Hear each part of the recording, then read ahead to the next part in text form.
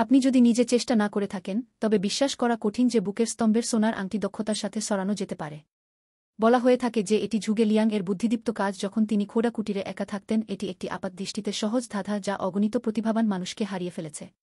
পর্যবেক্ষণের মাধ্যমে আপনি দেখতে পারেন যে চেস্টনাট কলামটি বেসের সাথে ঘনিষ্ঠভাবে সংযুক্ত রয়েছে। দড়ির উভয় প্রান্তে কাঠের হ্যান্ডলগুলি ঠিক বলের আকারের এবং দড়িটিও সম্পূর্ণ স্বাভাবিক। চিন্তার যুক্তি অনুসারে আপনি প্রথমে লম্বা গর্ত থেকে দড়িটি টেনে বের করার কথা ভাববেন, কিন্তু চেষ্টা করার পরে আপনি দেখতে পাবেন যে বলটি অনেক বড় এবং দীর্ঘ গর্ত দিয়ে যেতে পারে না।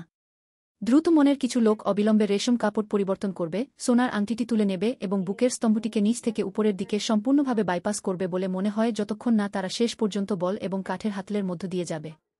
যাই হোক, যখন তারা শেষ পর্যন্ত পৌঁছায় তারা কাঠের হাতল দ্বারা আটকে যায়। মনে হচ্ছে প্রচলিত চিন্তাধারা জিনহুজানকে সমস্যা থেকে বেরিয়ে আসতে সাহায্য করতে পারে না। তাহলে আপনি কি নিরবচ্ছিন্ন প্রচেষ্টার পাশাপাশি অন্য সমাধানের কথা ভাবতে পারেন? যে ব্যক্তি চিন্তায় ভালো তারও নমনীয় চিন্তা করার ক্ষমতা এবং সমৃদ্ধ স্থানিক কল্পনা থাকা প্রয়োজন। পরবর্তী, দয়া করে আমার ক্রিয়াগুলি সাবধানে দেখুন। প্রথমে বাম পাশের কাঠের হাতলটি তুলে নিন, এটিকে লম্বা গর্তের মধ্য দিয়ে যান এবং এটি দিয়ে যাওয়ার পরে এটিকে একপাশে রাখুন। এখানে আপনার ডান হাত দিয়ে সোনার আংটি বাছাই করুন এবং একই সময়ে বলটি উপরে এবং চারপাশে নিয়ে যান। এখন যেহেতু বল এবং সোনার আংটি বাম দিকে এবং অন্যটি ডান দিকে, দড়ি ধরে হাঁটা স্পষ্টতই কাজ করে না।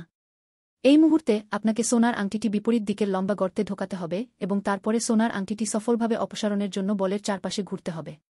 এই মুহূর্তে আপনি কি প্রাচীনদের গানের প্রশংসা করতে পারেন?